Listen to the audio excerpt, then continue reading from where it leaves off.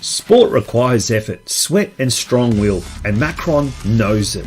A leading global company with Italian DNA in the production and sale of sportswear, when Macron first entered the sports world in 1971, it was a small yet strong player. Since then, Macron has been growing at a very fast pace, supporting teams, sportsmen and women at all levels, working hard to supply them with the best technical products to help improve their performances. With over 4 million pieces of stock available in our Italian warehouse and an extensive range of on-field, off-field and free-time products, we cater for everyone from amateurs to professional sporting organisations, even referees. Ranked third most prominent football brand by the UEFA, Macron keeps expanding its presence worldwide, including Australia, where we are currently proud partners of Perth Glory, Macarthur FC, Port Adelaide and Parramatta Eels, and more to come. Work hard, play harder, Macron, your next teamwear partner. For more information, visit our website at www.macronvic.com.au or call us on 1800 Macron. Looking for the best in authentic Maltese cuisine? Then you need to dine at Georgie's on Vista. Situated in the heart of Fraser Eyes, you can't go wrong when it comes to family dining. We have a menu for mum and dad, one for the kids, and one for seniors. Everyone's taken care of. Don't miss our specialty nights. Tuesday night is Parma night, where you get to choose from not one, but 5 different Parmas. Wednesday night, kids eat free with every paying adult meal. Thursday night is Members Night, where members get the chance to win some great prizes. And Friday night, join us for happy hour between 5:30pm to 7:30pm. Jim, Johnny, Jack and their little brother Schooner are only $5 each. Looking to get an early start Friday afternoon for a punt? Our sports bar with TAB is open from 3pm Friday afternoons. To book your table, email info@georgiesonvista.com.au. Bring the family and come dine at Georgie's on Vista, 46 City Vista Court, Fraser Eyes, Plumpton.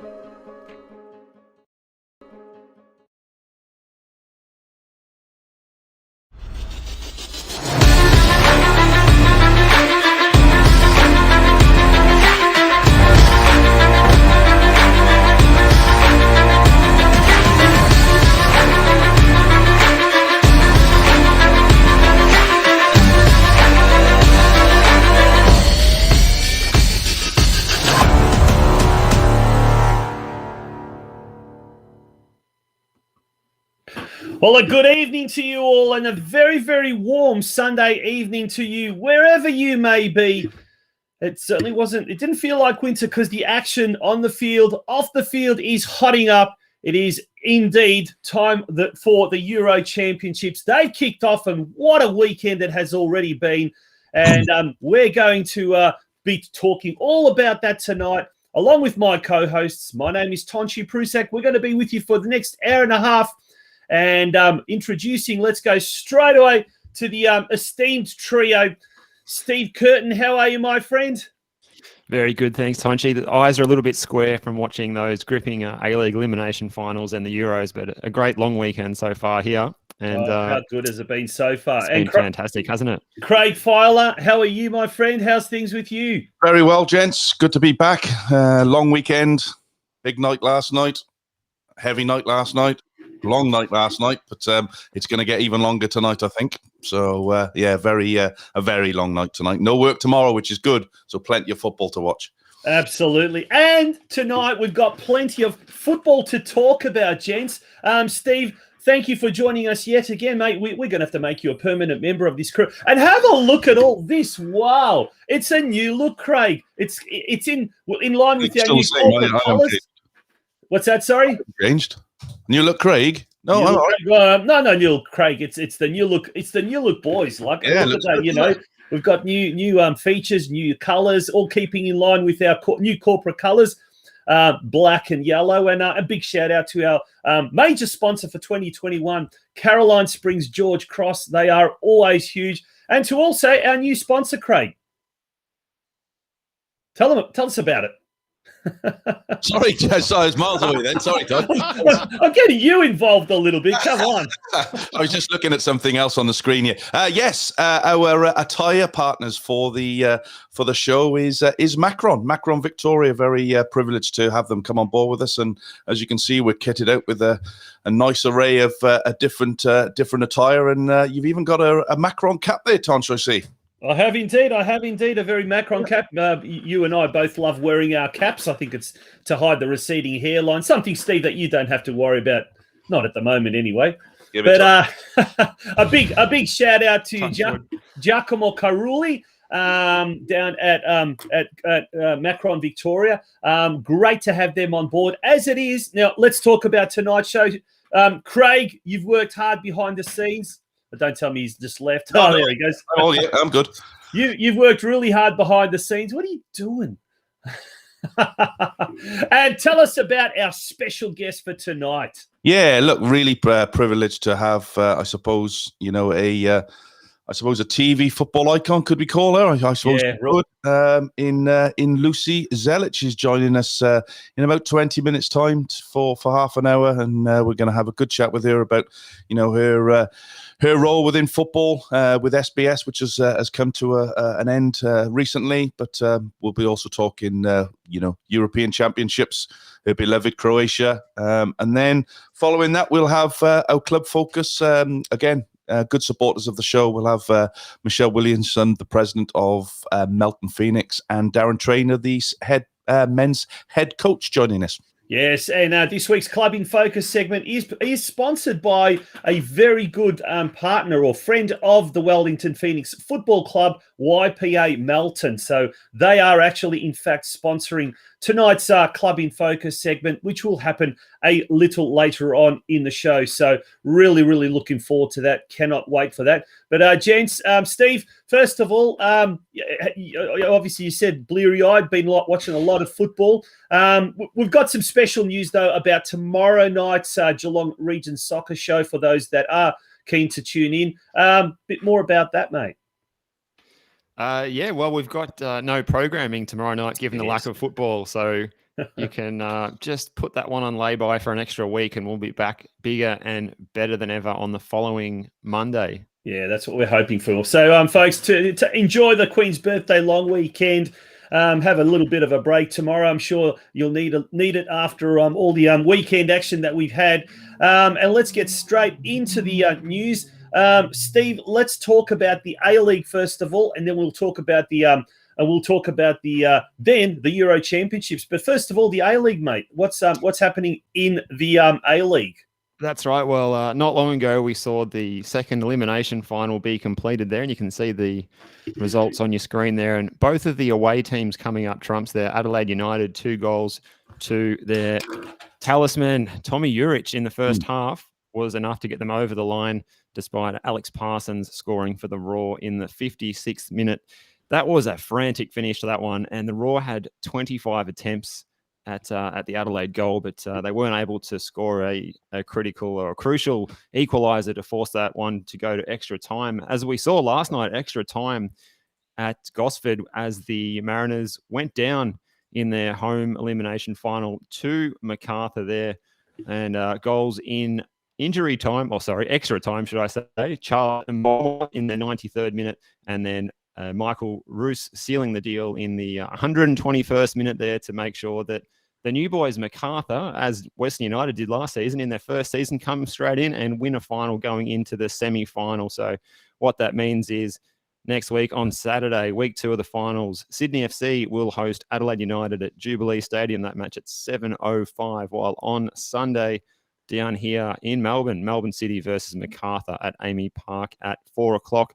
Those 4 sides battling it out for a spot in the grand final on Saturday, June 26. Exciting times.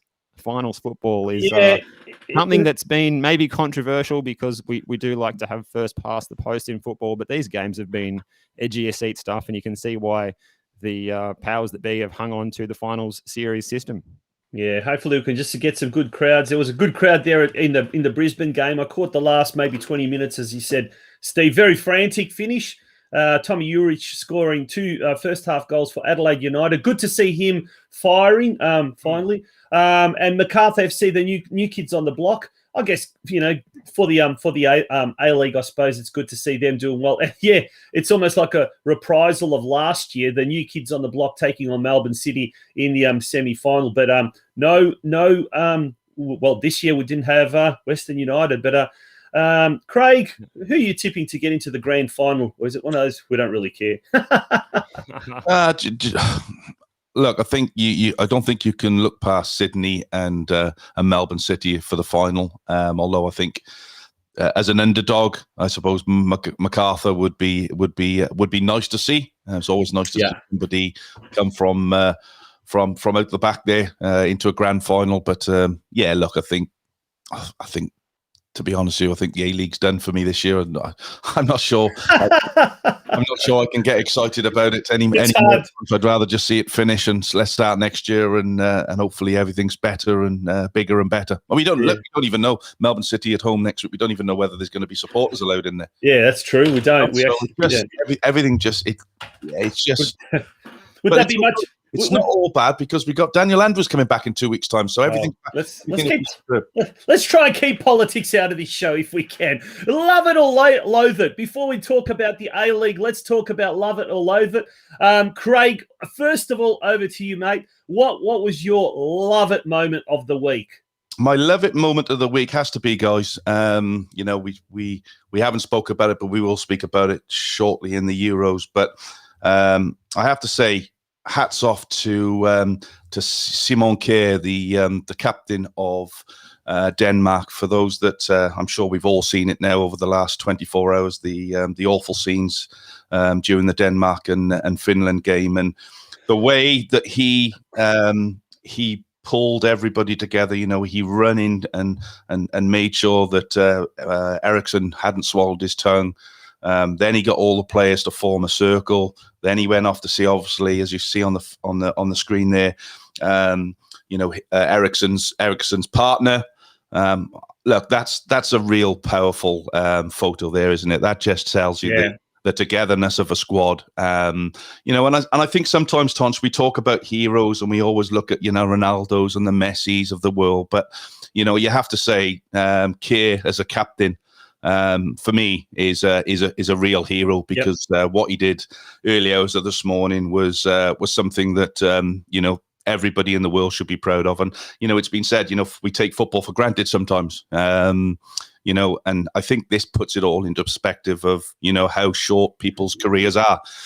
28 years old and collapsed on a football field. So that's I suppose that's my love it for the week. I think it's just a real powerful and a big congratulations to Denmark.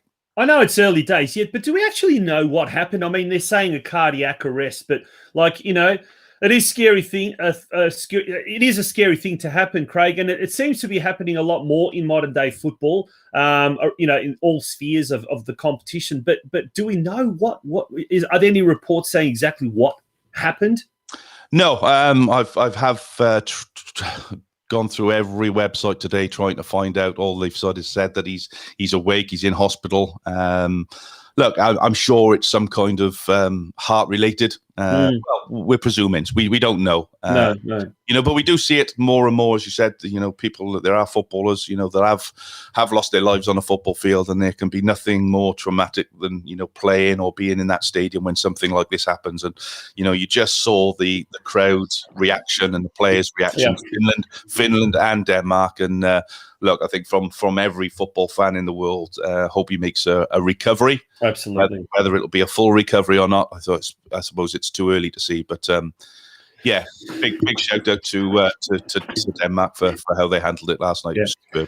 All right, from a positive thing in a negative kind of I suppose setting, your loathe it moment now. My loathe it moment, and it's a little bit of a like love it, loathe it, but Celtic obviously have announced this week Postecoglou, who's now gone in as the Glasgow Celtic head coach. Amid obviously some issues around his license and et cetera, which they've now got over. But what really has got my goat on this one is, and I quote from Celtic board, is Ange was our number one choice after negotiations broke down with Eddie Howe. However, they have offered him a 1-year rolling contract. Now, if he was their number one choice, why wouldn't you give him more? What can you do in a year? Is it a good move for Ange going to Glasgow Celtic? It is. There's no two ways around it. But is it really taking the proverbial that you can't offer someone of his pedigree an opportunity and give him a 2, 3, 4-year contract and try and build something? A 1-year contract really doesn't allow him to make mistakes. He's got to be at the ground, hit the ground running. Your thoughts? Yeah, I just thinking about that, it almost makes you think that Celtic haven't done their research on what type of manager Ange Postecoglou is and what he needs to implement his style of play, because he needs time. And why would you appoint a coach on a 1-year contract? Doesn't make sense, Steve. No. You're going to have to rip the side apart, and you know how long it takes. I was taking how long's he been in Yokohama? 2 years.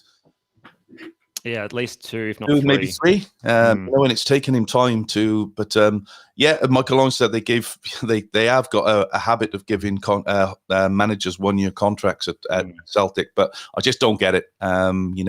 If he's your number one pick after Eddie Howe, why wouldn't you give him a bit longer? It's not showing much faith in him, are they? For the longer term, which I guess they've either got. And if that's the case, have they actually said to him, "Look, you're only a short-term fix," or are you on trial right from the outset? I don't know, but look, it's a great opportunity for an Australian coach like Postecoglou to really, really prove himself in Europe. It is going to be tough. I mean, it's a baptism of fire. But look, we wish him well. It's like playing in Outer Hebrides. There's only 2 teams there, so he doesn't. Yeah. But look, it is an opportunity for him. He's going to be playing Champions League football. Yeah. Any coach in their right mind would want to play. But I just have this little nagging thing in the back that I think they've pulled the wool over his eyes, and they should have given him a good contract if you believe in the coach. Steve, on to you, mate. Your love it and loathe it moment of the week. All right. Well, should we start with on a positive note then first, perhaps? Yes. Well, this week I caught that Optus Sports Football Belongs feature-length release, and I thought it was absolutely fantastic. And if you haven't seen it, I'm sure you already have. I'm probably preaching to the converted here, but if you haven't seen it, it really just tells the narrative, even without a narrator required, the true scope of the unifying force that is football within the Australian community over the last 100 or so years, I suppose, really. You can see there John Moriarty in the picture. A lot of the content in the video was stuff that we'd already seen in the special nationality features. But the part that I hadn't already seen previously was John Moriarty's section. And that was bookended quite well and the end of it. And his story is absolutely fantastic. I think not many people know the full details of him. He was a member of the Stolen Generation. The work he does, coaching young players at the grassroots, offering scholarships. He's even done work as an artist. He is an inspiring character, but the documentary itself was super inspiring. So that's my love for the week. Absolutely. Craig, I saw it last night. I thought it was brilliant. How do you think? I watched it earlier on in the week, Tonci, and I actually posted it on Facebook that if you've got a spare hour, it's well worth watching. Just a very good, for someone who's relatively new to the country, to see how really football has been energized through the likes of myself, in an earlier time where, everybody is came to Australia. So to see the different nationalities and to get a real feel for, the Hungarian one in Sydney, really, where the stadium's dilapidated. St. George Stadium. You've got a guy cutting the grass that is pristine, but the stadium's an absolute shambles, and you just look at all that sort of stuff and just don't realise how many different nationalities there are here and, how football's been developed. But fantastic show. Well done to everybody. Yeah, it was absolutely fantastic. Now, Steve, loathe it. What did you loathe this week? Yeah, I ended up going for the offside second phase rule because of the inconsistencies that we saw last night. So there was the ball getting passed through to Daniel Bowman, who scored that goal that was ruled out for offside. You can see there in that picture there. It came off the opponent's foot there, but they deemed it to be offside after reviewing that one. Whereas in the Euros, a very similar incident really with Lukaku there in the first 10 minutes of the game. Also, the ball coming off the defender, the decision there was that if it touches the defender, it then becomes a second phase of play, and then Lukaku was deemed to be onside. So those very, very similar incidences for me, and two different decisions made. So I'd just like to see some sort of consistency there across the board, because if you're refereeing at a local level, what's the right call? You're going to make people incensed either way, aren't you, if you're seeing inconsistencies like this happening at the top level of football? Yeah, well, we spoke about that, didn't we, the other week with Kimon, about, how hard it is for referees. And you just touched on it there. You can imagine myself as a coach, or you as a supporter, seeing something like that, you'd go off your nut.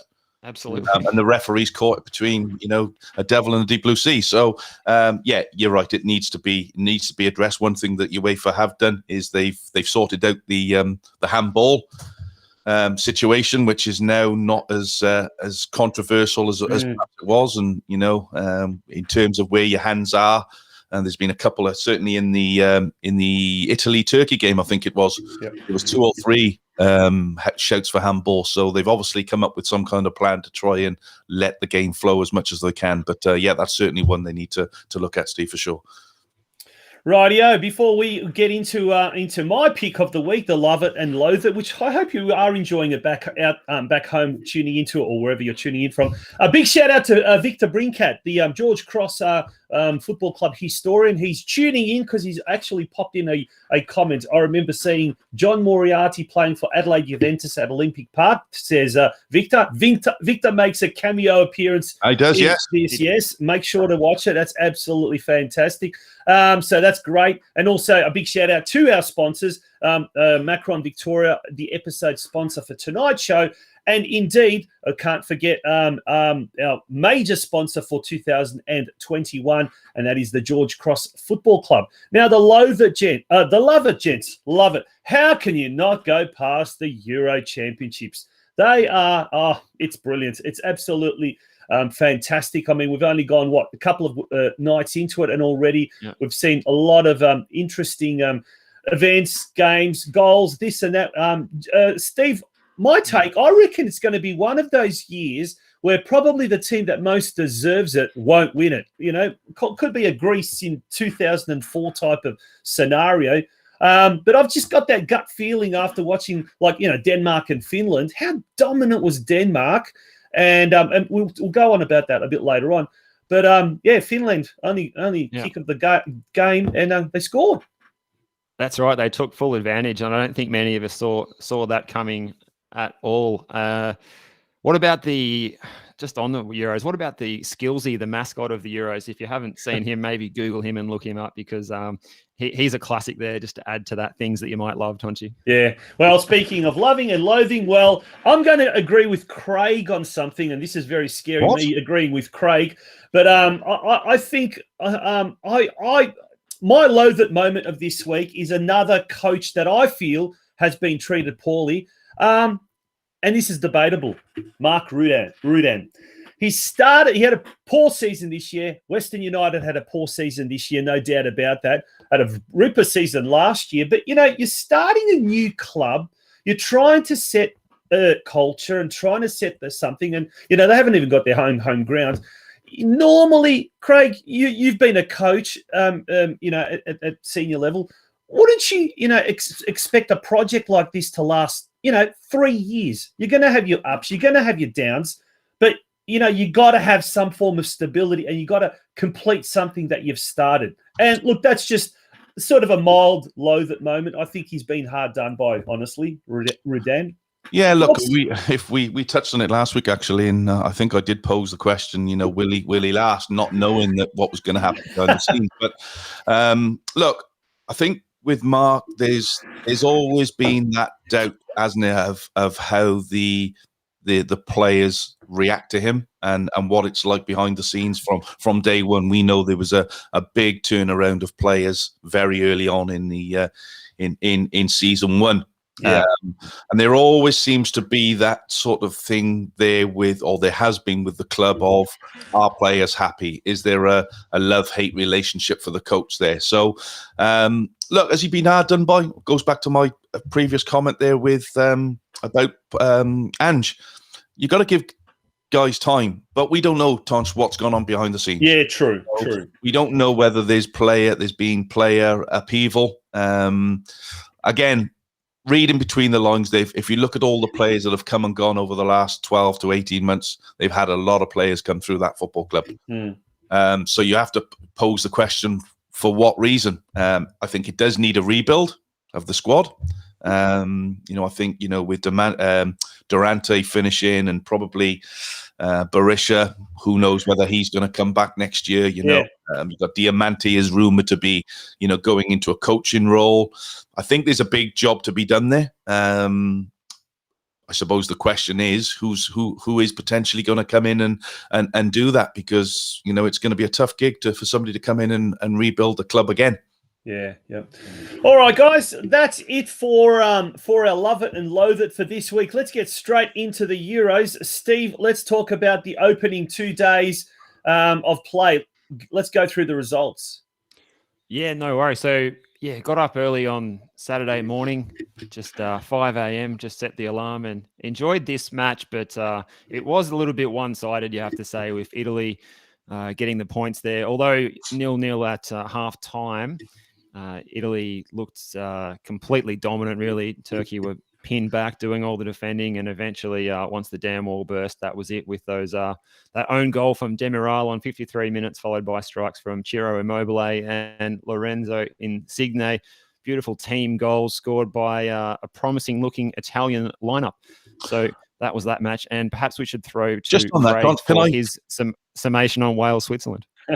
Yeah, actually, let's go back to the first game because that was far more exciting. I just want to talk about actually the Turkey-Italy game because I thought Italy were fantastic. I do think that the Turkey were very poor. But a question for you, Steve. You mentioned there that, Italy had them pinned back and very defensive. For me, I always look at shapes of how teams are. And the reason that, whilst Italy had a lot of the ball in the first half, the Turkey formation was very much about getting men behind the ball, keeping it very narrow and forcing the play into wide areas. And they had lots of opportunities, but they weren't clear-cut opportunities for me. They go in at half-time, and something happened in the change rooms at half-time, and they came out, and it was a totally different Turkey side. And what that allowed Italy to start playing the type of football that we know they can, fast, incisive football. I just like to know your thoughts on that, because it was really two very, very different halves for Turkey. And I can't understand why they didn't keep it tight and look to perhaps get something on the break. Yeah, it was an interesting one. You make a very good point there. They defended super narrow. I think it's similar to what Burnley is known for in the with all the back four within the width of territorial, and then two screeners in front of them. So as I say, there wasn't a lot of room to get through and have an opportunity on goal, and perhaps their best chance was to be a shout for that handball late in the half. At half time, they did bring on Cengiz Ünder and tried to get forward a little bit more up the field, and they did in the first probably 4 or 5 minutes of that half. But then committing a few more players forward just left them more exposed, and then they should have just played that whole system for the whole match, perhaps, Craig, for the 90 minutes, and just tried to go for a 0-0, or maybe a Greece type 2004 type goal from a corner or something in the 90th minute. Yeah, look, I'm with you, Steve. I think probably knowing that Italy, I think this is their 8th game on the trot without conceding a goal. It might be more than that, actually. You're not going to get very many opportunities against Turkey, even with their really experienced centre backs that they have. So for me, keep to what they did in the first half. Try and soak as much pressure up as you can. Maybe try and nick one from a corner, a set piece, or something. Or even better, go away and try and get a goal. A point. Because a point really against Italy would be a fantastic result. Then obviously Switzerland and Wales to come. You'd have thought Turkey probably could have got something out of one of those two games, and they're through to the next round. So a little bit disappointed for me, Turkey. I have to say there. I thought there was a lot of positive stuff coming about them pre-tournament. So much. Yeah, but I think they let themselves down in the first game. So all right, let's move along to the next game. It's your game, Craig. Let's give us the analysis. Wales won, Switzerland won. Tell us what went down on this one. Very briefly. What went down? Oh, well, both of us went to sleep watching this one. I have to say, I went out last night. It was my wife's birthday, and we went to the pub. And I purposely didn't drink because I wanted to stay awake for the game. I wish I'd got as pissed as a fart, mate, if I'm absolutely honest. It was one of the worst games I've ever seen. Seriously, it was just boring football. I love it. Not what I'm used to, mate. So I think, look, it was very, very poor.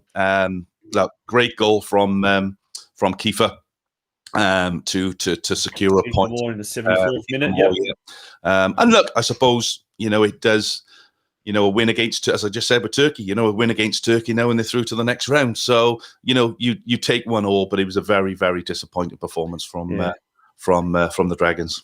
Moving along very quickly, Steve, we spoke a bit about it at the top of the show, Denmark and Finland. Now, get this. Denmark had 22 shots compared to 1. 6 shots on target compared to 1. 70% possession compared to 30%. Yet Finland scoring their first major goal in a major tournament, 1-0.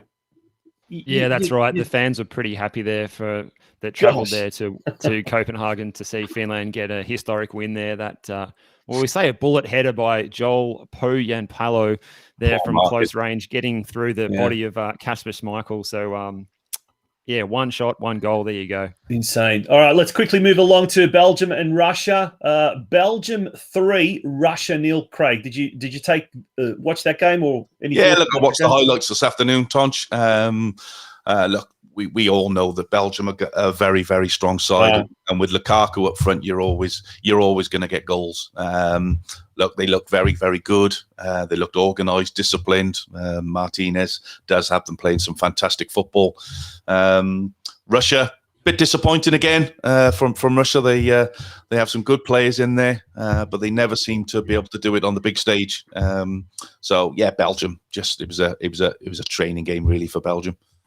Gents, let's move the amount of depth that Belgium's got in their squad as well is just insane. There was that horrible injury to Castagna with his eye socket, but then Munier just comes on and gets on the score sheet himself from that wing back role. So the players, and they've got Eden Hazard coming off the bench. It's actually insane, the players that they've got in that squad. So they're looking pretty good.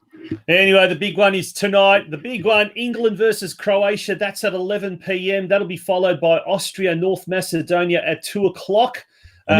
For that one? Oh, it's going to be a tough one, isn't it? Netherlands, Ukraine in the morning at 5:00, and then tomorrow night, Scotland taking on Czech Republic for at 11 p.m. Oh, I'm liking the 11 p.m. time slots, but geez, some of the other ones 2:00 in the morning. I mean, it's great when you've got next day off is a public holiday, but it's going to be a tough one. England and Croatia, gents, very, very quickly. I'm not going to say anything because I don't want to put the mock on anyone. But England and Croatia, Steve. Oh, look, I just hope it's a good match. I hope that England fields an attacking lineup. I don't think that they will. And I still think that they'll have that home ground advantage and they might end up being too strong for that Croatia team that's sort of having a bit of a rebuild. But I'd love it if Croatia could get up there at Wembley. Me too, but I'm very, very worried about that one. Austria, North Macedonia. Craig, thoughts? I'll go back to the England game. I hope Croatia win that one. I have to say, just very quickly on the Croatia game, I think, because England are the favourites for it, it'll mean that Croatia will win.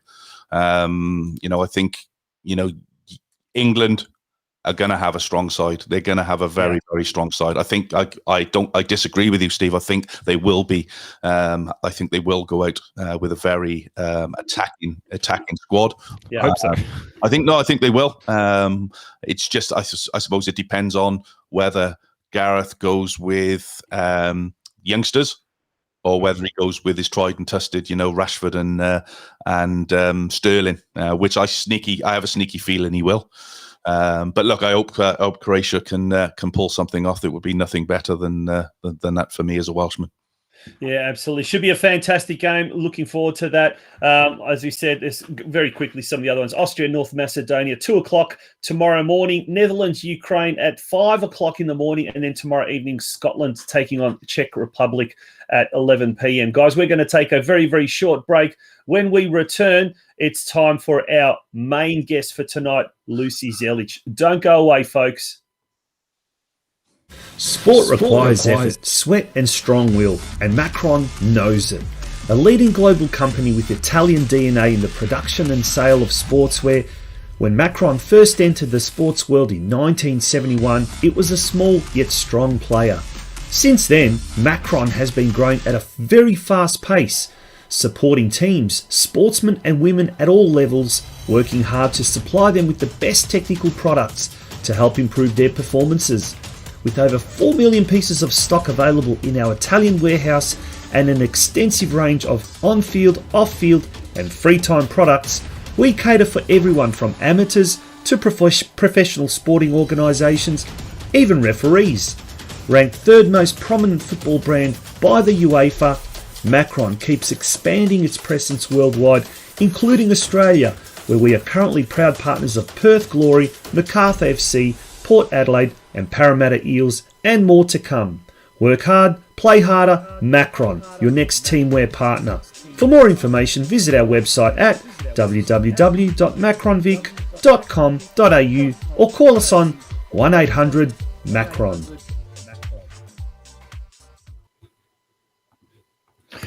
Welcome back to the Football Out West show. It's time now for our next guest.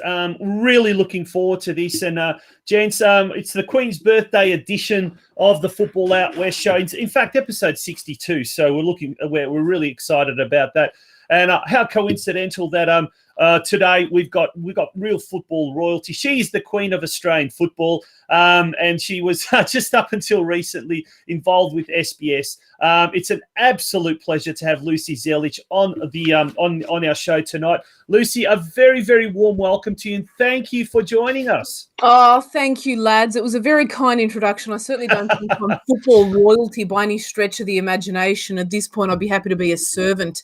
But I'm delighted to be here, loving the chat so far. And how good is it to have Euros on? How good is it to have football back on a tournament scale globally? It's just been delightful. But the only time I will tell you that I hate living in Australia is when it comes to these types of international tournaments, because these time slots are brutal. They are really ugly. Yeah, it's a killer if you want to watch football, and it's okay if you haven't got a job, but if you've got a job, it's a nightmare, isn't it? Well, I don't have a job anymore, so that's all right. This is all planned. It was all planned already. LUCY, let's get on with it first of all. Now, we were talking about it earlier tonight. We've all watched the magnificent new Optus Sports documentary, Football Belongs, and what a wonderful football documentary that is. Now, on the subject of the amazing contribution to Australian soccer that ethnic communities have provided over the years, LUCY, you've probably been asked this a million times, but what was it like growing up in a passionate Croatian household where you had two brothers that were very good at football, and parents that were very crazy about the sport itself? What were some of your most memorable moments? It was just great, to answer the first question. Growing up in this household, we only ever knew football to be the only sport that existed on the planet. And it was only kind of when I got older that I started to realise that other sports did in fact exist. And, when Ned particularly had kind of rose to stardom in his own right and started coming back to Australia, it really started to hit home to me as a young girl. I mean, I was only 6 years old when he scored those goals against the Netherlands. So for me, it was like I had no idea who he was on that grand scale, other than the guy that was my beloved brother who would always get me a chocolate when we go to the petrol station, or take me down to the video store when I was upset that they were all going out, and he'd want to make sure that I was taken care of when they all left to party. So for me, I mean, we were exposed to other sports. We had a big long driveway back in the house that I grew up in, so we used to play like cricket and things like that during the summer, but predominantly it was just all about football. And I associate so many of my great childhood memories with that game, and little things, guys, getting in the car with my dad to go to the boys' football training and listening to Croatian music, and just really feeling the vibe and energy that football brings to so many households and family dynamics. That for me was something I really cherished, and it was why I ended up where I did. I mean, it was never necessarily with the desire to end up in television, but I wanted to work in the game in some capacity. And whether that meant writing, whether it meant radio, whether it meant television, whatever it was, I just wanted to be a part of it. And particularly when I went through my university degree, I mean, at that point, I'd only really had ambitions to just write for the local Chronicle. I thought if I could just write match reports on Canberra Deakin every weekend, I'll be buzzing. And then obviously got to really live out my dreams when kind of SBS came knocking. And, it's kind of been a fairy tale ever since, but obviously sad to walk away in the fashion that I had to, unfortunately. Steve. Definitely. All right. So back when you were young, Lucy, growing up, football wasn't really something that was aimed at the female community like it is now, which is unfortunate, but it's good that this has changed, thankfully. But what compelled you to stay involved in football, and not only that, but become so heavily involved in shaping the direction of soccer in Australia?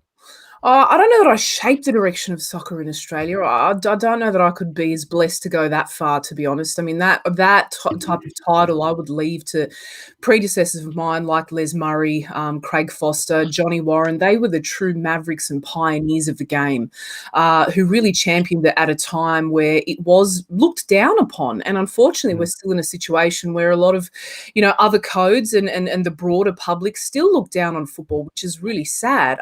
But growing up as a young female, I mean, I never had ambitions to play, although in our household we were encouraged to be whoever it was and whatever it was that we wanted to be. But playing football was never something that I was certainly ambitious about, because you couldn't see the pathway, could you? Right? As a young girl growing up through there, you didn't have women to idolise. You didn't have women like Sam Kerr to be able to put up on a poster in your bedroom and really celebrate.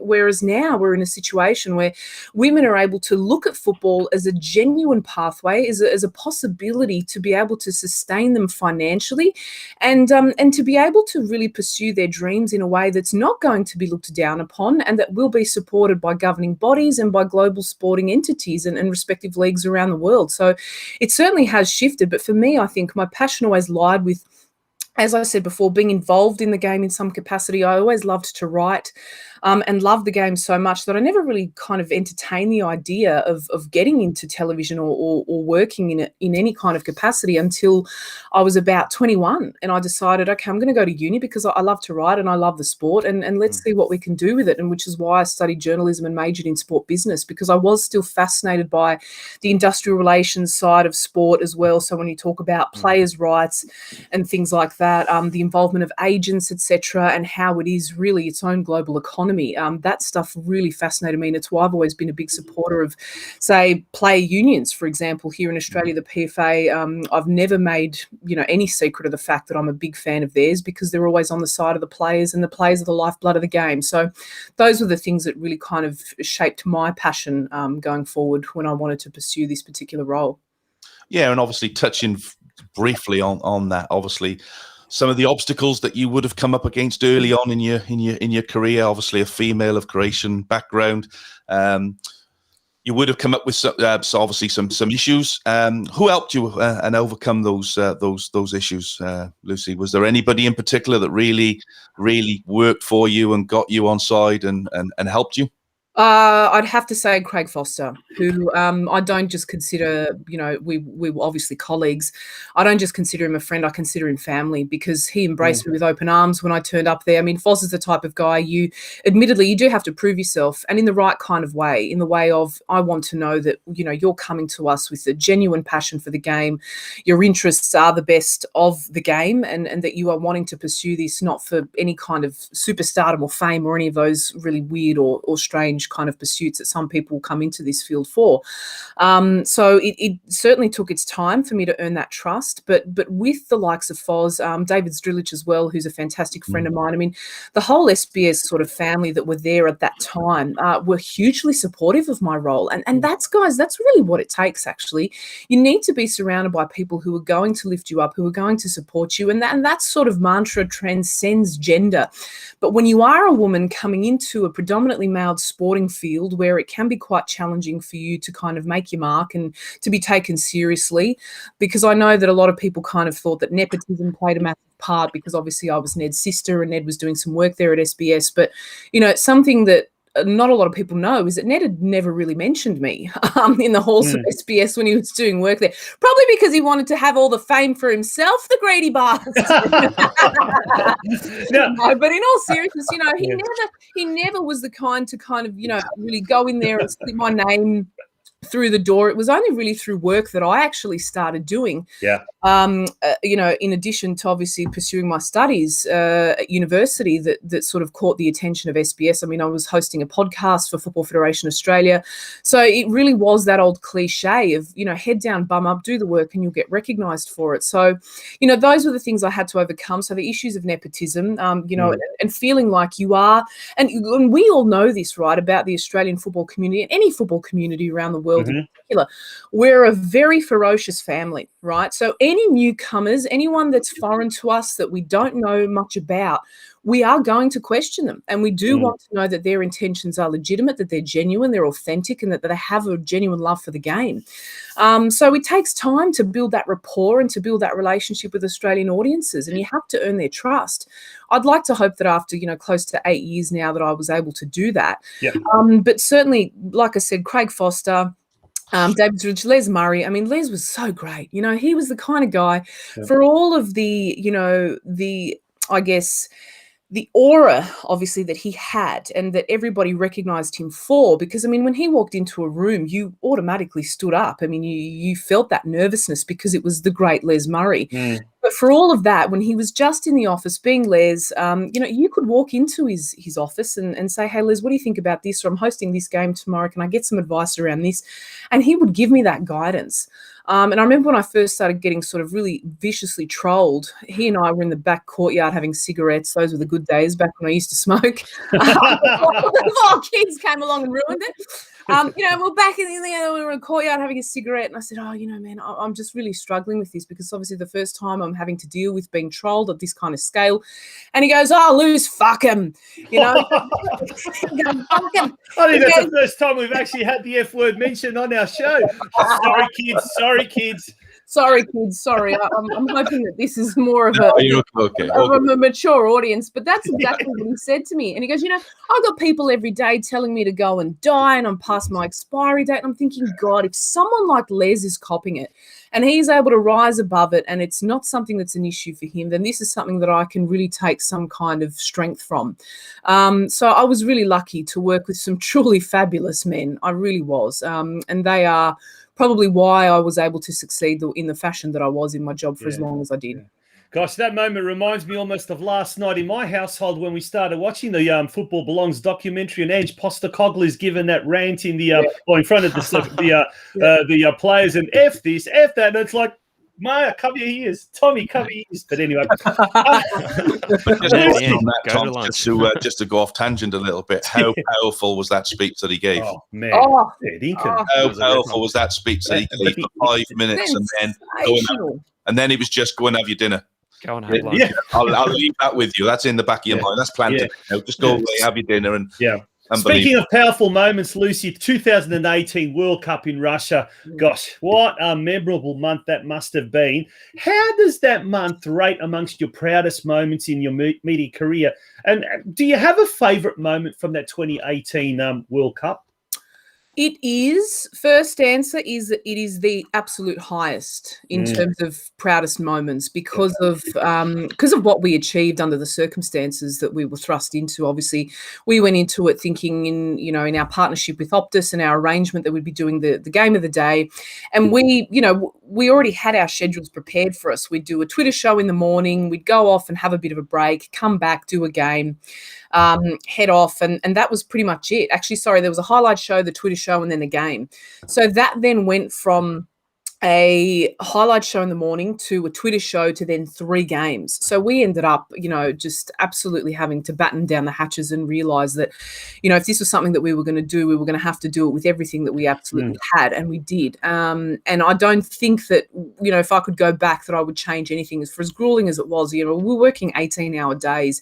You were ending up delirious at some points because you'd come back to the hotel and be like, oh my God, I have to be up in 4 hours and I'm completely operating as it is. But I loved it. And if I could do it all again in the exact same way, I would, because it was just such a thrill. And, you know, when the production staff came to us and said that this unfortunate thing had eventuated with Optus, they sort of had said to us, look, we'll leave you and Foz alone to kind of discuss this amongst yourselves and rationalise whether or not this is something that the two of you would be able to do.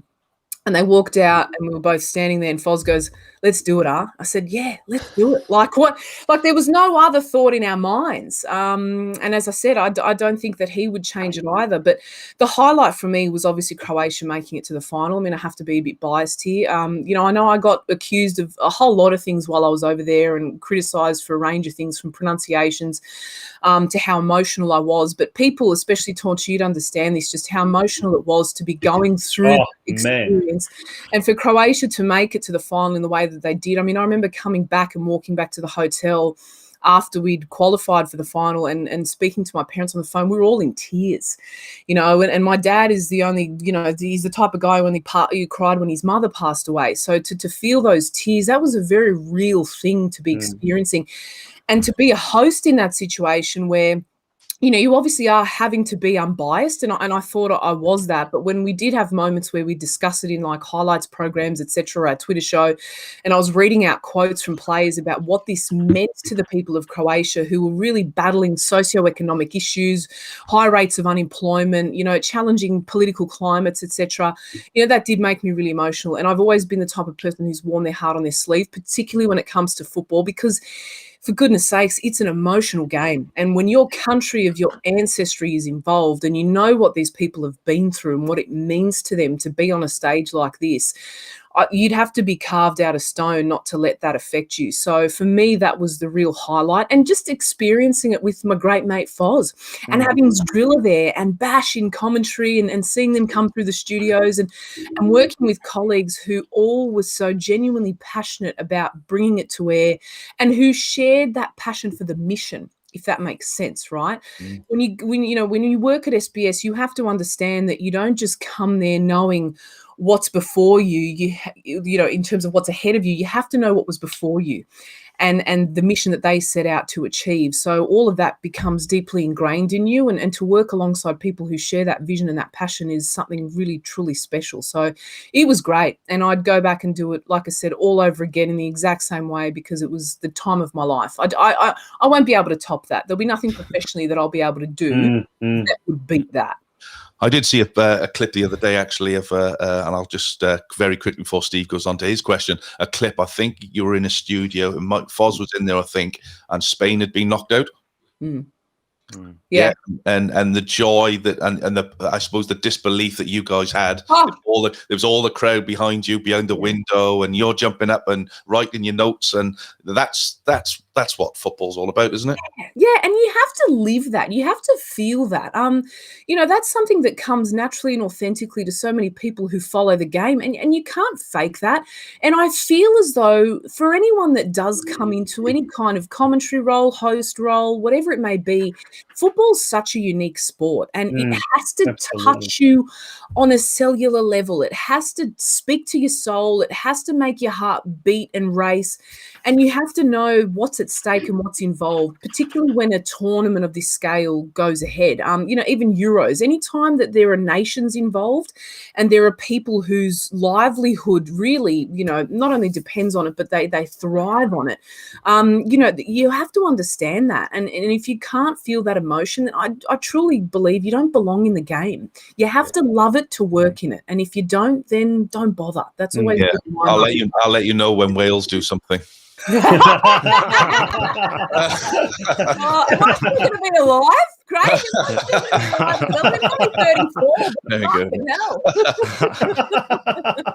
Steve. Yeah, no, definitely fantastic memories. I got to get over to Russia. I remember being in the Red Square there in 2018, and it was fantastic. But it was just as good to, I think I got home around the time of the semis and got home and saw you and Foz and Driller on SBS TV back home, and it was so comforting as well. So that was fantastic memories there. But and you may have just answered this question as well, but what would be your words of advice to any young persons, male or female, regardless of their background, wanting to get involved in the ever-growing, and let's face it, it is growing, football industry in Australia? You have to love the game. And as you said there, Steve, I pretty much did answer the question. If you don't love it, then don't bother, because, you know, it's what I sort of referenced earlier for any of those of you joining that may have missed it. You know, the one thing, particularly working in Australia, if you are covering European football, you've got to get up at ungodly hours. And you're not going to do that if you don't love it, right? Because as hard as it is, you know, when the alarm goes off at 1 o'clock in the morning and you think to yourself, Jesus, I've got to get up for this. But when you're getting up for a Champions League final, that's when you go, okay, I'm up for it. And nothing in the world could stop you, and no time zone could stop you from doing that. You have to be particularly passionate about it, and you have to be passionate about talking not just about the football on the pitch, but, you know, this is something that I was taught very much so at SBS by the likes of Les and Foz. You have to be passionate about talking about the off-field stuff too. So doing those narratives justice, right? So when you cover a World Cup, etc., when you're covering these types of nations, you know, you have to understand that there's a certain level of respect that goes into that you have to provide to the audiences. And that comes in the way of pronunciations. That comes in the way of talking about their history, whether it may be ugly, whether it may be pretty, the rivalries that they may have it, and just what it means to these particular nations to be competing on this type of stage. But you also have to understand that, you know, it is about the players too, and they are the lifeblood of our game. So doing them a great service and giving them the respect that they deserve every time they take out to the field. But it has to be something that, you know, you really can't live without, whether that means it's part of your employment or not. I mean, what I've said to all of my colleagues when I left SBS was, as hard as it was, my love for the game doesn't stop here. Right. It doesn't change the fact that just because I'm not working here, that all of a sudden a switch goes off and I have zero interest in football. That remains. And that has to be something that is your bread and butter, not just financially, but as your soul food as well. Absolutely. Lucy Zelic, World Cup, Champions League. We get to go to Knight Stadium on a Friday night, don't we? Hey, that's where the heart and soul of football. Well, that's on a good night. On another night, it's at Green Gully on the hill or somewhere else. Like Eastern Lions behind a tree. But we try our best. We're speaking with Lucy Zelic, former SBS presenter and journalist as well. We're going to take a very, very short break. When we return, we're going to continue talking with Lucy, but we're also going to maybe pose some of your questions. So if you'd like to pose a question to Lucy Zelic, text your question to 0497 151 234. That is 0497 151 234. Don't go away, folks. Part 2 of the Lucy Zelic interview. And after that, we're going to have our club in focus tonight, which is going to be Melton Phoenix. Don't go away, folks. Looking for a venue for your next event? Our function room at George's on Vista is the perfect place for your next special celebration. That special birthday or anniversary, a baptism, communion or confirmation?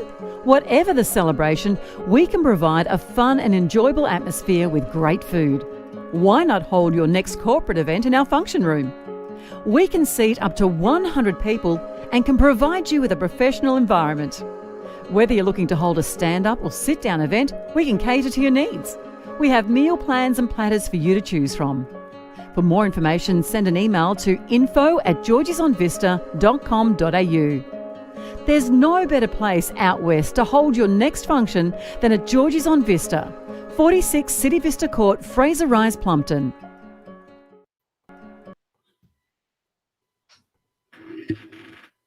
Welcome back to the Football Out West show. It is episode 62, and our special guest tonight, Lucy Zelic. Lucy, thank you so much for taking time. Firstly, we were running a little bit later. Now we've gone overtime, but nonetheless, it is absolutely fantastic to have you on the show. Now, being a proud Australian and equally very proud of your Croatian background, the Vatreni, how will they go at the Euro Championships, starting with tonight's big, revenge game for England at Wembley?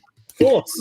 Oh, Christ! So I'm hoping it obviously goes in favour of the Vartani naturally. But we obviously have that history with England, and it was interesting because our beloved Luka Modric came out and he said, the arrogance of this England team doesn't necessarily come from the players themselves, but the press and the noise around them back in the UK. And I'd have to agree as respectfully as I possibly can in that sense, because we all remember when they went to the World Cup and they started to go on this decent run, and all these headlines were coming out like we're bringing the cup home and it's football's coming back. It was like, hang on a second, whoa. But that they do have a very strong squad, and I genuinely believe that 2022 they're going to do some real damage. Just how far they go in the Euros, look, I haven't listed them as one of my favourites. I mean, you only have to really consider what's going on with France first and foremost. Then you've also got the likes of Belgium, who I think are very strong too, but Portugal, their squad is insane, isn't it? Yeah. Oh my God, the depth that they've got in that team! I can't wait to watch them in action. But I'm grateful that we've got the early time slot, Tonci, as well tonight. Yeah. With it being 11 o'clock. But this is the first blockbuster of the tournament, if you will. So two major powerhouses going head to head. I'm a little bit nervous. We have to be honest in our assessment. With respect to Croatia, they are an aging team, and a lot of our big stars are coming towards the end of their careers, and they're entering into their twilight years. So it'll be fascinating to see how we go, but you can't put it past the Croatians. I mean, if they've got anything, it's certainly heart, fight, and a really strong spirit. So it'll be great to see them in action. Is there a new breed of Croatian players coming through? Because this has been a fantastic group of players over the last 10 years, hasn't it? If you look at, Modric is what, 37, 38 now, is he? They've had a fantastic squad for at least 10 years. What's coming through? Do we know? Yeah, we've got a handful of players coming through, which has been exciting. It's something that's exciting for me to kind of see, because they've been deployed out in sort of, not genuine like superstars in massive teams, but we've seen them deployed across Germany, etc., who are starting to make a name for themselves. I mean, they're always going to be strong generationally, but are they going to be as strong as this particular generation? I'm not entirely sure, Tonci, if you agree with me on this one, because we've had some major players like, are we going to get another Luka Modric again? Are we going to see another Rakitic again? It'll be some time before that, but there are some youngsters that have certainly impressed across Europe that'll be a good shout for us. But, look, we all know that football's cyclical, right? You only have to look at what happened to Germany, particularly at 2018 and what we've seen since then, which has been a pretty rapid decline, unfortunately. And Joachim Löw is a fantastic coach who've achieved great things with them, but everything must come to an end. I think it's great to see Italy back, in the frame. Qualified today for the last World Cup. Yeah, and that was really rough. So I appreciate that, and we in Australia can also have that very same conversation. When are we going to see a golden generation? Well, I think it might be some time, and you've got to have your players playing in top leagues around the world, not just for their development, but in order to compete on the world stage and compete in a way that's going to do some damage. Definitely. Well, we look forward to seeing how Croatia perform tonight, and hopefully their youngsters are up to the task tonight as well. I'll jump in there, Craig. About a week ago, the Croatian under-21 team took on Spain, and Spain had not conceded a goal in something like 800 minutes, and Croatia lost, I think it was in extra time, 2-1. And there's a young fella, plays for Hajduk Split, Stipe Bjuk. His price has just gone, has doubled overnight. Yeah, he was the one that basically evoked a penalty and a goal was scored. But there's a couple of players there. Lovro Majer is a player that plays at Dinamo Zagreb, a very good, talented player. And there is another Luka that plays in the middle. His name's Ivan Ušec. Probably not as good as Modric, but then again, Modric as well at the same time took him a while to sort of really hit his straps. And when he did, he was just amazing. But the thing with those players, and we've talked about it, Craig, bring it back to the Australian context. The golden generation did so well that when they were playing in some of Europe's highest leagues, and that's just like the Croatian team. Yeah. Their best players are the players that play overseas in other leagues, or not overseas, but they play in other leagues, and that's where they really develop. And it's interesting to see the Socceroos now, how some of the players have just gone to level up playing in Europe. But there is a Croatian player, Fran Karacic, who made his debut for the Socceroos, and he also scored on the goal. So the Australian-Croatian connection, Lucy, continues. Great but to it is see. really important. You talk about, players playing for, in big leagues and playing for big clubs. You look at Turkey, 95% of their side are playing in Italy. Now that's only going to benefit the football in Turkey. So, you look at Wales. No, let's move on. All right. Steve, you've got a question, Steve. He's looked at the stopwatch. Yeah. After the recent announcement, Lucy, of the World Game Online content being discontinued, as well as the departures of yourself and Nick Stoll from SBS, which is obviously very sad news, what role do you see the network having with regard to football coverage in the coming years? I still hope that there is a role for them to play, purely because of the legacy and the foothold, pardon me, that they have had on football in this country for so many years. Unfortunately, I think in SBS's case, they've been a victim of their own success. They championed the game at a time when rights weren't at a premium, and when they were probably one of the only players in the landscape that was making a bid for things like the World Cup and the Champions League and the Premier League, etc. And then as the game grew in this country and the appetite for it did, and other broadcasters started recognizing that, this is the global game, and people have an appetite for particularly what's going on across Europe with respect to the Premier League as well and the Champions League, which you can't get any bigger than. Unfortunately, they ended up being priced out of the market, and that for us was really difficult to digest, particularly when you've come from a landscape of having the majority share of everything and this plentiful feast of elite competitions, to then being reduced to, well, we actually don't have the rights anymore. Losing the Premier League and the Champions League was really hard, as it would be for any rights. But that was particularly difficult to swallow, because for us, we felt like, well, what is our role now, and how can we still play an active role in not just obviously bringing football to the masses, but to still having some kind of a footprint in Australia and still being able to resonate with our audiences. And unfortunately, with the way that things are and strategies going forward, when you don't have the rights to things, well, then you're going to be thrust into a difficult situation where the resources are stripped and they're distributed elsewhere. And you have to start to think about what your future looks like. As it stands, obviously, they're still very committed to putting on the World Cup in 2022 for Qatar, which I think is fantastic. They are still the rights holders for that. I hope that they don't sell it. I don't think that they will. From the discussions that we had, certainly while I was still there was every intention to retain the rights. Whether or not they bring myself and Foz back, that's another question. I certainly would be the first to put my hand up to come back, but who knows where we'll be in another 18 months' time. I'm hoping that Foz will be running for Prime Minister at that point. Could be.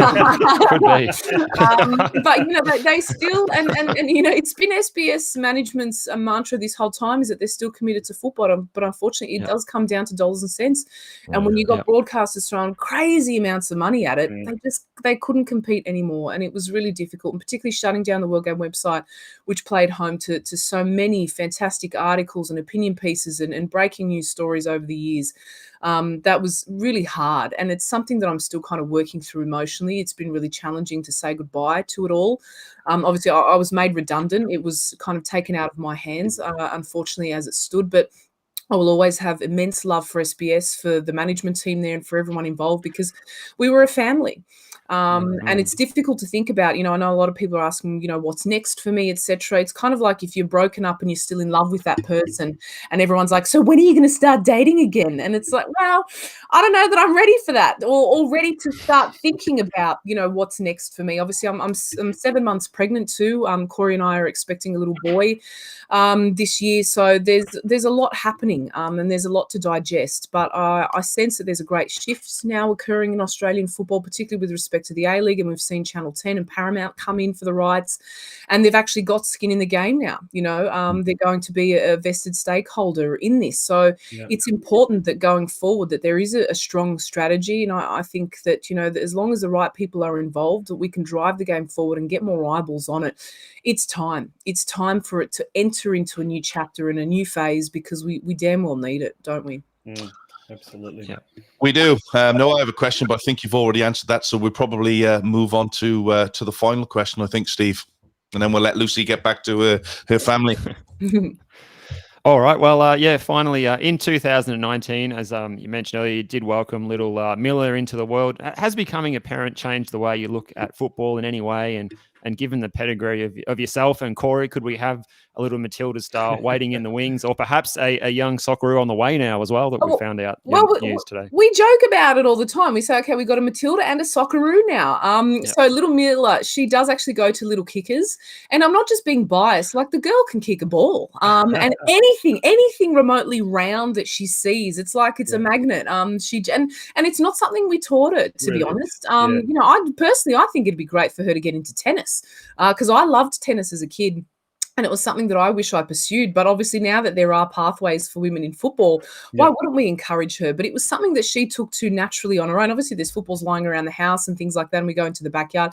But she just took to it herself. And so we said, you know, let's introduce her to it. If anything, it's going to, I hope, give her that same love that I have for the game. You know, you don't have to be a professional or reach global superstardom to love football. And that's why we love this game so much, isn't it? Is that everyone has a seat at the table. And for her to kind of experience the joy that it's given me, that it's given her dad, that would be the best possible takeaway from it for me. But I'm the size of a house. Like, I'm actually huge. If you have a real look at it, my ass is massive. Like, I'm genuinely hoping that I've got like Sergio Ramos 2.0 brewing in me. You know, massive central defender, left-footed, because they're like gold dust, aren't they? Like a left-footed centre back. You wouldn't fancy doing the UFC then, no? No? I got to tell everybody, so when we did a comms check earlier today, we love the UFC as well, so we were watching that, and I was probably quite rude, actually, because we had to sort of say, Lucy, back over here. It was constantly like, whoa! I was a massive card today. For anyone else that follows UFC, it was a really big card. So yeah, it could be a UFC fighter. Who knows? With all the UFC that we've watched in the football too, there'll certainly be a lot to pick from. But yeah, no, it's been a blessing. And I just, it changes the way, obviously, you view the world when you become a parent. And for those parents that are joining us here, you'll understand the same thing. But you know, you want them to experience the beauty of football, just as you have. And of course, she'll be, and so will our son. They'll be Liverpool supporters. They won't have a choice. Never mind. We're going to finish it on a very, very high note in that case, Lucy. Absolute pleasure having you on our show tonight. It's been, I'm sure the gents have really had a great entertaining time, and we can certainly see with all the comments as well, it's been a fantastic evening of conversation with you. Wishing you all the very, very best, and to your family as well. And we certainly hope that you are definitely not lost to the little screen as far as the football is concerned here in Australia. I appreciate that. Tonci, Stephen, Craig, and everyone tuning in. I can see actually a lot of regulars, Santino Mamone, Michael Long. These were guys, Alex Podolsky, these were guys that tuned in to the World Game Live. So it's great to see that the community travels everywhere, and that it supports everyone doing something in football. So well done, guys. Keep it up. A real pleasure. So grateful to be a part of the program. And anytime you want me on, I'm happy to join you. But thanks so much. It was a real delight. Thanks. Thanks very much. Lucy Zelic, thank you very much for joining us. And speaking of Santino, his dad was in surgery, I think, just today or yesterday, actually. So wishing him all the very, very best, and to everyone for tuning in. Gents, how good was that? What a great interview that was, hey? Yeah, look, I don't know too much about Lucy from my obviously time here, but you know, from what I've heard, she came across very, very well, very down to earth, you know, very open, very easy to talk to. Yeah, look, we need people like that on the big screens, don't we? No, absolutely, 100%. Now, gents, let's not go away, because we're going to bring our next guest on. We're kind of running a little bit over time, I guess. We always do. We always have so much to talk about. And we're now going to do our club focus for this week. A very big thank you out to YPA Melton, who are sponsoring it. Now, I must apologise to Vladimir Zetovic. Did I say Wellington Phoenix earlier? Yeah, Wellington Phoenix, yeah. It was probably the logo, the yellow and black. Yeah, I think it was the Phoenix logo. Yeah. Absolutely confused me. Wellington Phoenix. As a result, we've got the president coming on. She's gonna spank from Wellington Phoenix. Oh, how dare you say Wellington Phoenix from across the Tasman? Michelle Williamson, a very, very good welcome to you. How are you? Yeah, good. Thank you. Thanks for having us on tonight. That was actually interesting listening to that. So it was actually a good show to be on. Yeah, no pressure. Yeah, yeah, exactly. It's hard act to follow. Yeah. Now I'll get the ball rolling. Michelle, we've got obviously, unfortunately, with the lockdown in recent times, it's really put a spanner in the works of the 2021 season. But it's probably a good opportunity maybe to sort of have a little bit of a mid-season review, if you like, of the club on and off the field. How have you seen the first 6 months of 2021 as far as Wellington? I said it again, Melton Phoenix. Yeah, so it's been challenging for everyone. I mean, everybody's been in the same boat, but we did do some strategic planning and that sort of stuff over the break as a committee. Obviously, everything through Zoom and that sort of thing. But we're in the middle of building or getting a new facility built. So we've the Melton Council have put in $3.87 million dollars for a facility to be built at McPherson Park, which, if anyone's been out to McPherson Park, we're actually getting a bitumen road and car park, which is exciting.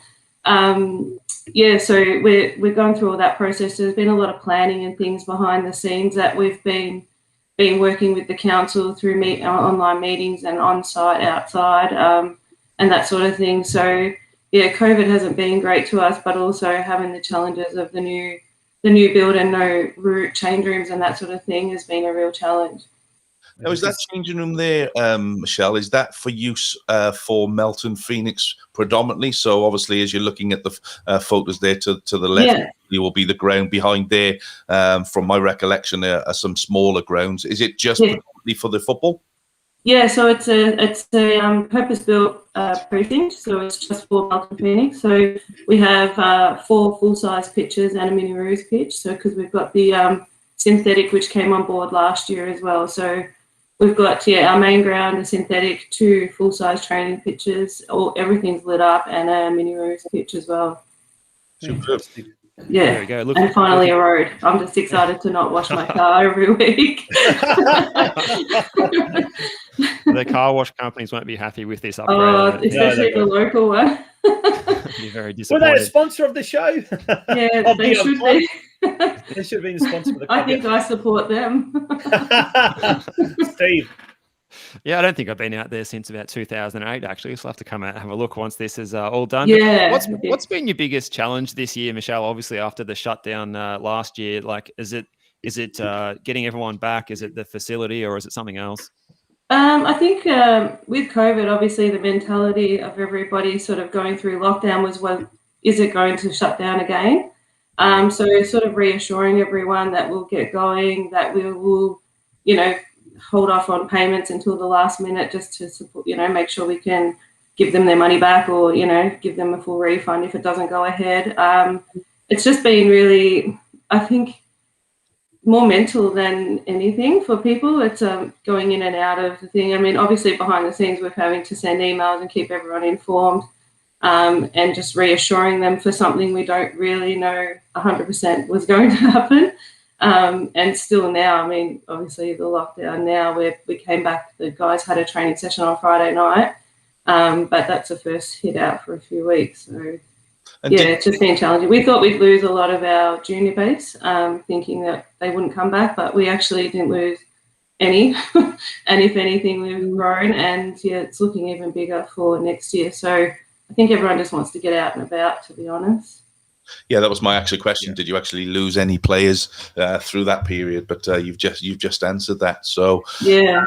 Look, we'll talk with Darren Traynor shortly on the season. But how has the season started for the club? Obviously, I suppose it all started and then it stopped, and it stopped. But hopefully, touch wood, we can get back to playing maybe next weekend, if not next weekend, the weekend after. But how has the season started for you guys? Yeah, it's been good. We've obviously fielded our women's team for the first time this year, so that's been exciting having them around the club and everyone having the meals, obviously when we could beforehand, everyone in the rooms. So it's been exciting to see the female program. We've got girls every second year now, right from under 5 right through to women. So it goes 5, 7, 9, 11, 13, 15, and then women, which has been something the club's been missing for a really long time. How many female players in total at Melton this year? So we've got 35% of our members or players are women or female. So it'd be about, we've got 350 players. So yeah, about a third of them. 120, 110. That's great. Fantastic. Yeah. So I coach the little kinder girls, or little nicks we call them, and I've got the all girls program. They're 3 to 5 years old. And that's a really popular program for girls because it's just all girls in one group. Very, very good. And just touching on that as well, Michelle, the junior setup this year, have you been happy with the numbers that you've attracted across the wider junior age groups?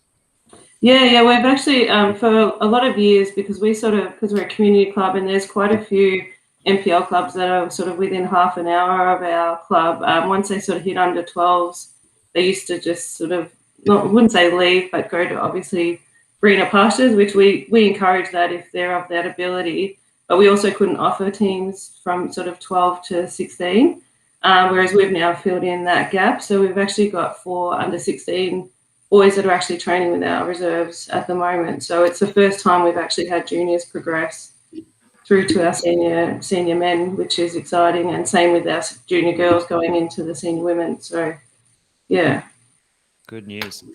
Yeah, great. Tonci, sorry, mate. I've got a question coming in for someone, so I'm just going to answer this question. Sorry. Oh, okay. Right, sorry. Now, Michelle, let's go back to the women's team. At the moment, State League 5 West in 8th position, 1 win, 1 draw, and 4 losses. Who's the coach there? Give us a bit of a shout out to some of the girls there, the captain of the team, some of the players that are really the leaders. Let's give them a bit of a sort of bit of tonic.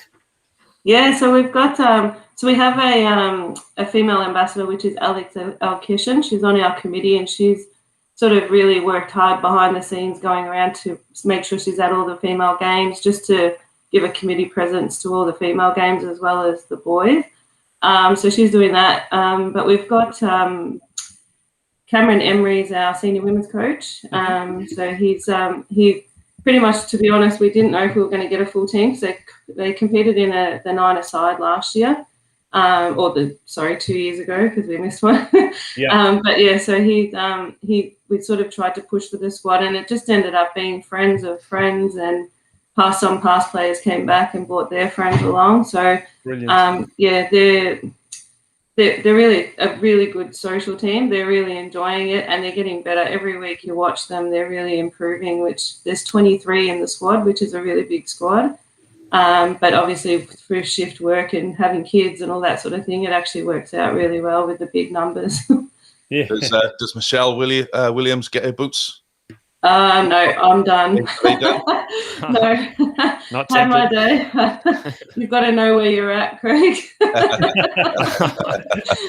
So, what have you got? What's the plans? Obviously, we've seen the new facility being built there. When's that likely to come to be ready? So we've been on site just on Friday. So the pre-plumbing's already done. So the slab's getting poured in the next few weeks. They're anticipating the completion of the building itself in November, December this year, and then they'll commence the roadwork. So we're hoping by the time our first round next season, we'll have everything completed. Fantastic. Obviously, there'll be the minor works, but structurally, it'll be ready to go. Ready for State League 4, yeah? We are really hoping. We actually got thanks for the show last week too, because got in touch with FFE after that, speaking to Kim on, and top team goes up and second plays off Oh, they are. They are. They do. Okay, Yeah. that's good. Oh, wow. So Breaking the clarified news that for us, after that show. I'm glad you reminded me. I was going to ask you if Kimon did get in touch or how. Yeah, no, yep, he definitely, yep. Oh, that's fantastic. Now, Friday night football has been a regular thing down at McPherson Park. How's that coming along? Are the members, the punters really taking to it? The first game we had, I think we've only had one. We've got one more coming up, which is Killer Wolves, which is top and second. So that'll be that's a Friday night game. Ooh, but it was the biggest crowd I've seen. Opportunity there, Tonci, I can see. What's that, sorry? There's a streaming opportunity there for them. Ooh, Yeah. yeah. Come along. I know, it'd be a bit chilly if there's no cover. But yeah, so we had the biggest crowd there on the Friday night that we've had at Melton Phoenix probably since Melbourne Knights played a game there a long time ago. Wow. But yeah, so that's probably the biggest crowd I've seen there for a really long time, which was good for the guys to play, and we had a win, which was nice against Mason. So yeah, they missed 2 penalties, so we'll probably dodge the bullet, but you take it as a with win. the bad there. Yeah. And it looks like Tonci's just disappeared for a moment there. Yeah. Michelle, how's things going with your committee at the moment this year? Have you got a full board of seats there and everything going along well? Yeah, so we've actually got 50-50 gender equality for our whole board this year, which is really good. A lot more females stepping up, not just to the canteen and, strip washing and that sort of thing. Oh, he's got a Phoenix scarf. This is from the old FNR days. I still, yeah. He's still got it. Still got it. Yeah, look at that. Yeah. What the colours? Absolutely love these colours, orange and black. They're just they are good. The Masita orange was good. It's a shame we can't get it. Oh, it's a collector's item then. Oh, I'm never going to get rid of that. I'm not being blamed for that one. No, you're not. No, that was us. Sorry, I forgot what we were talking about. About the committee and the gender breakdown. It's going really well. We've got pretty much everybody on there are doing what they would do for a living. So our treasurer is a finance person, so everyone's doing a role that they would do as a job, which really does help.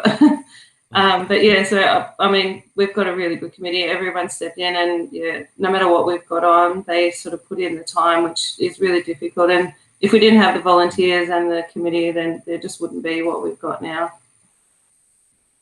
Yeah, for sure. Look, it's a great insight into a great club. We really appreciate, Michelle, you coming on the show. We're now going to alleviate that, and we're going to catch up with Darren very, very shortly. But once again, thank you very much for coming on the show. Thank you to YPA as well, Melton. What do they do? Give so they're our major sponsor. They contribute pretty much every year. They buy us a whole new kit, so they put all the money in for our uniforms. Anything that we've got on, if we need anything, we just Shane. He's amazing. He's just been a support. They've been there for, I think this is their 5th year with the club, and it just keeps getting bigger and better.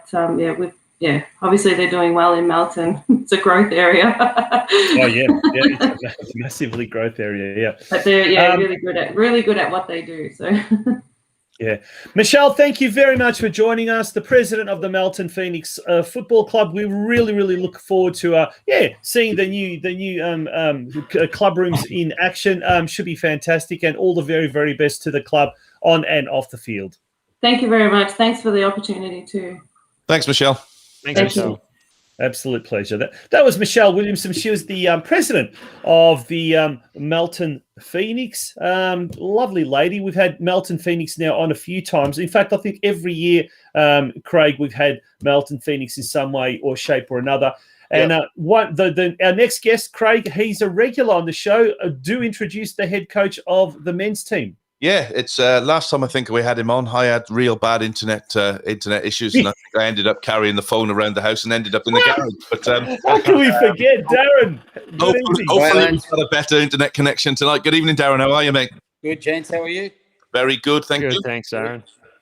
No, how can we forget? That was one of the greatest moments, I think, of Yeah, let's put in a poll on our page. Do you want to see your reenactment of that or not? Most embarrassing thing I've ever seen in my life. That's why you moved from Point Cook, wasn't it? Absolutely. Point Cook is down. Yeah. Darren, firstly, thanks for joining us, mate, on this Sunday night. Let's talk about the senior team. We talked with the president there, Michelle, and she gave us a little bit of a mid-season review, if you like, of the club at the halfway mark of the year. I guess here's an opportunity for you to do the same with the senior men's team. Doing not too bad. Obviously, with Keilor Wolves at the moment doing so well, they're 6 points ahead. But Melton is second with 19 points. Give us a little bit of a summation of the season so far. Unique, to be honest, with everything going on around the world and around our country. But no, it's been okay. It was a slow start, results-wise, with the draw, a loss, and then we picked up some points as we went along. We've built on that, which has been good. So yeah, as I said, it was a slow start out of the blocks, but we've built on that from, I think, round 3 onwards. We started building on that. We sort of haven't really looked back, which has been good. Did have a hiccup a few weeks back prior to our lockdown, which can happen at times. I don't know, as a coach, you scratch your head and think, how did that happen? Yeah. But it was just one of those days. But apart from that, it's been actually pretty good. So the lads have been good. The buying's been good. And the support from the club's been superb. And what was the key to getting things going after those initial few rounds, do you think, Darren? Was it getting players back, or was it just getting a bit of communication going after the year off? Just a bit of everything. I think just trying to get some continuity with certain players in certain positions. And I think just some belief as well that, we're not a bad side. We just need to make sure, and the key for me is make sure we do the work on the training track, and things will turn itself around if you get onto the track and do the hard work. 9 times out of 10, things start turning themselves around, and you get the rewards. So I think it was just getting the buy-in onto the track Tuesday, Thursday, and working hard as a collective, and trying to stay as positive as possible. And slowly, it's turning itself around. But again, it's only halfway, and there's a lot of football to be played. Yeah. Now, looking at the league, obviously, Keilor Park are 6 points in front. You probably put your house on that they're going to get promoted this year, and they've been in that position now for the last 3 or 4 years. We know there's a lot of money being involved in getting them out of that league. As a club, is your emphasis with the players on we just have to continue to do what we're doing and get that second place? That's the aim for the football club this year, and not worry about automatic promotion? Or is there still a belief within the group that they can be overtaken and you can get that top spot? To be honest, Craig, for me, and I've said this to the lads many a times, I don't really take much notice of the ladder. So fair play to Keilor. We played and they were terrific. So hats off to them. They deserve to be where they're at. But for me, it's just about us controlling what we can, week in, week out. I don't really look too far ahead. I just take Tuesday when it comes this Tuesday. I'll prepare as well as possible, get the players tuned in, and worry about come Saturday. I don't look too far ahead, mate. And just on the players that you've got there, sorry guys. Jordan Borg, he was a pain in the ass for me when we used to play against Melton. Obviously, he's come back in and 9 games, 8 goals. Is he still as I suppose as prolific as he was 5 or 6 years ago? Is he still a nuisance around the box? He still gives me some grey hairs, but yeah. But look, I didn't know Jordan before he came along, so I'm only taking him on face value. Yeah. But his attitude's been terrific. You can give him a whack across a year, and he doesn't whinge.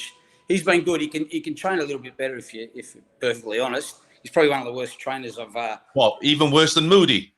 Moody's depends if they're on par, I'd say. Moody will tell you he's the best trainer, but I beg to differ. But no, they've been fantastic. Jordan's been good. He's a good fella. He's working hard, and he takes things on board and he listens. So I can't really ask for more than that. He's always at training. He's asking the questions afterwards if there's something that he feels he can get better at. He's happy to come and speak to me about it, or I'll approach him, and we have some good discussions. But with Borgie, as you know, Craig, just keep it very simple. Yeah. I don't overcomplicate things with him, mate. It's very, very basic, and he's happy with that. I just wanted to get forward, just attack, score goals, don't think too much. Yeah. Now, Darren, you did mention you don't really concern yourself too much about looking at the ladder, but I guess if we can look at the ladder in the State 5 comp at the moment, Keilor Wolves, as we've mentioned, on top. In second place, you guys. And then third place, you got Barwon on the same amount of points. Is Barwon and our good mate Dale Harris from down Grovedale Reserveway, are they the closest ones as far as that fight for the second spot and that playoff position? Or is there someone else in that division that at the moment you feel hasn't yet hit their straps after just 9 games, one of the other teams? To be honest, Tonci, we haven't played Barwon. We were due to play them through this lockdown. Right. So we haven't played them, and Balmoral was the other team that we haven't played. So to be honest, I really can't answer that, if I'm being honest, about Barwon. But obviously they've been travelling really well, extremely well. But yeah, I don't know a great deal. No, I know some things, but nothing. We haven't played them to really gauge where they're at. But I do say one thing: I coached in this league 6 years ago, and it's come on in leaps and bounds with the teams that are in there. There's some decent teams in State 5. I've been very, very surprised and pleasantly surprised. By the standard, yep. Oh yeah, it's actually been really good. And that's a credit to the clubs that are in there. So, as I said, in 6 years, it's come on really, really, really, really well. So that is a positive. Yeah, and such a hard league to get out of, isn't it? Yes. If you have one dominant team like Keilor this year, it really becomes a real battle, doesn't it? Yeah, it does. It does. Steve, you've followed. Obviously, we've followed it quite a fair bit through the Geelong Region Soccer Show. But you've seen some of those teams in action and followed them. Who are your teams that are going to give Melton a run for their money for that elusive second spot, or even the first spot? Oh, we've got to talk about our Geelong teams, haven't we? Because we've got Barwon, Geelong League, isn't it? Barwon, Lara, and Deakin in 3rd, 4th, and 5th, just trying to chase down Darren's side there. But yeah, Keilor Wolves have been so impressive.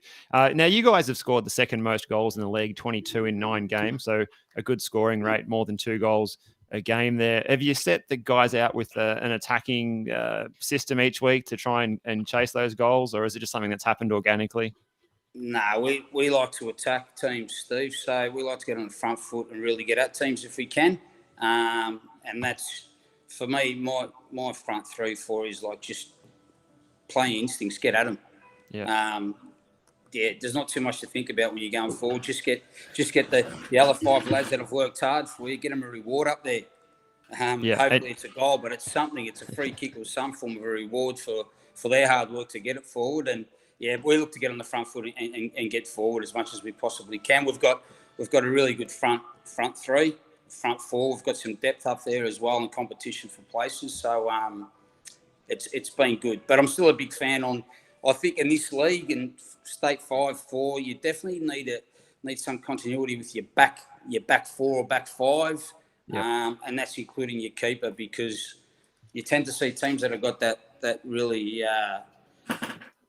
good strong back line tend to go well in State 4, State 5. Yeah, that continuity where they're the first 3 or 4 pick. That unfortunately for us, we've had a few injuries in that along the back, the defensive line. But the boys that have come in, and I threw a few players around initially too, trying to just get that continuity. They've been superb. They've stepped in and really done a great job. So. But to answer your question, we look to get forward as much as possible and get at teams. Yeah, and we can see that you've shared the goals around too there. You mentioned Borg having 8 goals. It's also 14 goals scored by other players. So you've certainly shared those goals around, which is also a good thing when it gets to the business end of the season, that you're not relying too much on 1 or 2 players. No, good point. Very true. So we're not relying on anyone specifically going forward, which is really good. And that's a good headache as a coach. So it's been good. It's been spread out well. Awesome, mate. Well, Darren, thank you very much for chatting to us. Hopefully we will have live football action back next weekend. Let's fingers crossed, legs crossed, everything crossed, so that we can finally get back and to the game that we love. And it's great having the Euro Championships, but at the same time, there's nothing like having, good grassroots local football. So, mate, wishing you all the very, very best for the rest of the 2021 season, on and off the park. And thank you once again for coming on. And interestingly, no internet problems for Craig Filer tonight. Absolutely. Thanks for coming on, Darren, and no doubt we'll catch up at City Vista over the next few weeks, mate. Definitely. Pleasure. Thank you, lads. Cheers, bud. Thanks, Darren. Good on you, Darren Traynor, who is an ex-George Cross player. His lad actually plays for the under 18s there, Tonci. There you go. Excellent. Well, gents, thank you very much for being part of tonight's show. It has been an absolute fantastic show. Looking forward to maybe having a nap or two before tonight's big game between Croatia and England at 11 o'clock. But in the meantime, we look forward to seeing you guys again next Sunday, 7 p.m. And thank you to our sponsors tonight, Macron Victoria, George Cross Football Club, and YPA Melton and the Melton Phoenix Football Club. Absolute pleasure having all of them on board. Craig, Steve, hope you guys have a great week. Yeah, and you too, mate. Enjoy the Euros. I'm sure you'll enjoy your evening tonight. I certainly will if it's a Croatia win, that's for sure. So, me too. And enjoy your night, and we'll catch up later on in the week. Good on you guys. All the very best. Take care and speak soon. Looking for the best in authentic Maltese cuisine? Then you need to dine at Georgie's on Vista. Situated in the heart of Fraser Eyes, you can't go wrong when it comes to family dining. We have a menu for mum and dad, one for the kids, and one for seniors.